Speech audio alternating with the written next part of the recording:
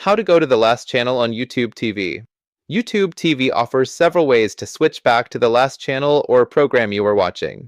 Follow these steps based on your device.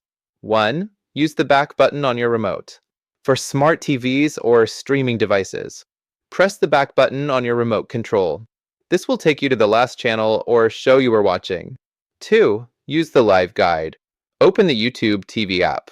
Select the Live tab from the top menu. Scroll to the Recently Watched Channels section at the top of the guide. Click on the last channel to switch back. 3. Use the Home tab, Recently Watched. Open the Home tab in YouTube TV. Scroll down to the Watch History or Recently Watched section. Select the last channel or program you viewed to return to it. 4. Use the mobile app. Launch the YouTube TV mobile app. Tap the Library or Home tab. Locate the last watched channel or show under Recently Watched and select it.